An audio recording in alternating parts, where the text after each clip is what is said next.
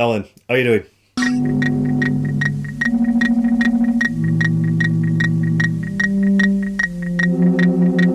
The Stone Tapes is a 1972 TV play. It was shown in the traditional Christmas ghost story slot on BBC Two. I don't know if you know about that. Usually there were M.R. James stories told every year at Christmas. The story revolves around a group of scientists who are sent to a newly refurbished mansion to figure out how to make MP3s. I'm not even joking, that is the plot. A completely new recording medium. They're trying to figure out a less cumbersome way to store audio and information than on magnetic tapes. But when they get there, they discover that one of the rooms in the mansion hasn't been refurbished. Why?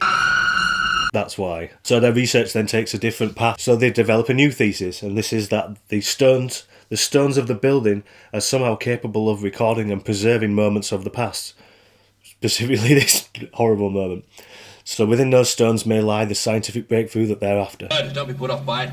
Call it a phenomenon if you like. So this being a TV play from the sort of golden age of British television, the acting is quite over the top. I love watching these things, but the acting is generally quite over the top. It's very theatrical for the most part, other than sort of Cathy Come Home, Ken Loach things that was starting around late 60s, and then the Alan Clark stuff that came a bit later.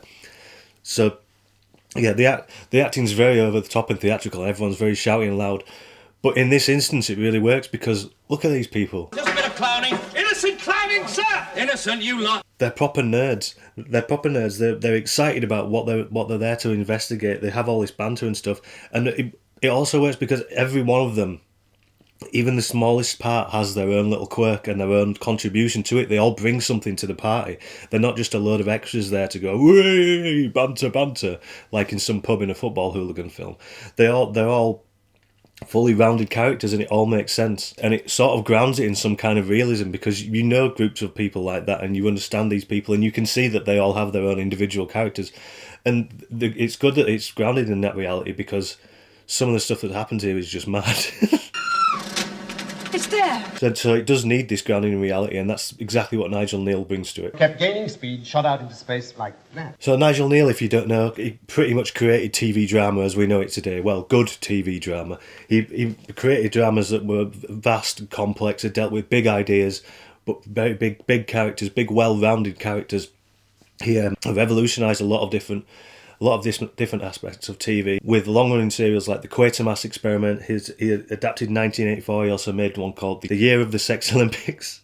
He also pissed off Mary Whitehouse along the way, which is always good. His scripts often mix horror and sci-fi with some satire and some speculative eccentricities. In the way that sci-fi was written back there, in that it was speculative, and people would get. I assume people watched it and liked it, and they thought the way that I do when I watch it, because they kept making them for all that period. The sci-fi in them is speculative. It's not in the way it is nowadays with things like Interstellar and The Martian, when people go, that was scientifically accurate, as if that's enough. These sort of speculative sci-fi here is the sort of stuff that's. It's throwing new ideas out there that often later on did prove to be scientifically accurate. And I've seen a podcast with Alan Moore where he's talking about a lot of things he did in 2000 AD that he just sort of made up. I thought, that seems to make sense, and it did later turn out to be scientifically accurate. So, there's a full circle there. If you're coming up with these ideas, then you are in the place of scientists now, not just in things that have been proven. You're actually ahead, and that's why I think when you go back to these works now, they still seem relevant, because they were thinking so far ahead at the time. But again, as I've said, even when Nigel Kneale was working with these big speculative, forward-thinking ideas, they were all kept grounded by his devotion to characters, and how. Yeah, I always think for some reason I always lump him and Larry Cohen in together, because I think he did a similar thing. That they're all very big concepts, but they're very personal at the same time, and they're all that what they do is let their characters drive the plot rather than the ideas. The ideas are sort of hanging around them, and they're sort of a spectre over their head sometimes. But it's the characters and their problems and how they get through it that's important. Which, I mean, those are the basics of writing, but a lot of people seem to forget. So I think that having that grounding makes even the maddest moments relatable. I mean, they've got heart, that's what I'm saying. They're cerebral, but they've got heart. Enjoy. Well, not healthy, yum enjoy. So the plot, like most of Kneale's work, involves very rational scientific people being put up against sort of inexplicable scenarios. It's that challenge there, and I think that's what another thing that grounds it in reality and gives it something more is that it's not just this isn't just a plot where a family goes to a house and it turns out to be haunted. These are people who have specific beliefs and specific work methods, and they're excited. They're going there to investigate something, but when they get there, they find something that's beyond their realm and their belief. But they're still excited because their belief is that there's a rational explanation for everything. Then they just need to find it. But then, as they're trying to find it, they're getting further and further from it, and then it's not just something scary that's happening. It's not just sort of like it's not just a physical threat to them that there's a ghost or some demon in the building.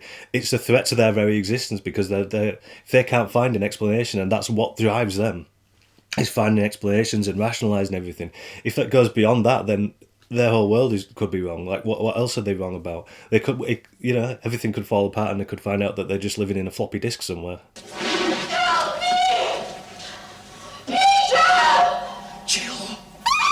So it's operating on a philosophical level, as well as on just a scary level, because it's scary. The basic ghost story of it works without all of that extra stuff as well. This is why I think these things work well.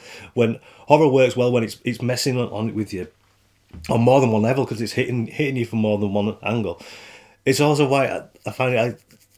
When you see a horror film and it's just the synopsis, and you watch it and you're like, well, that was that.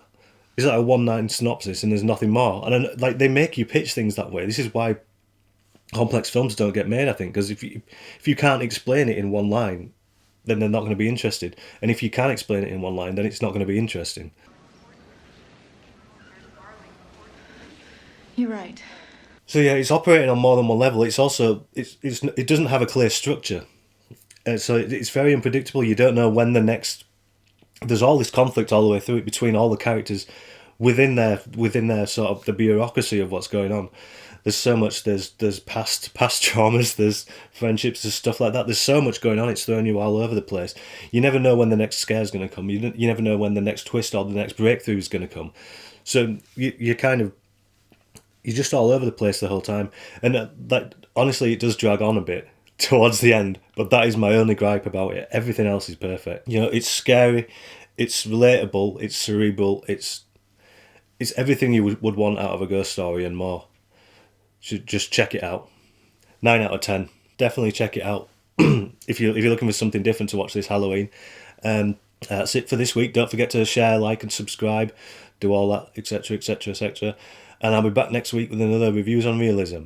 Thank you.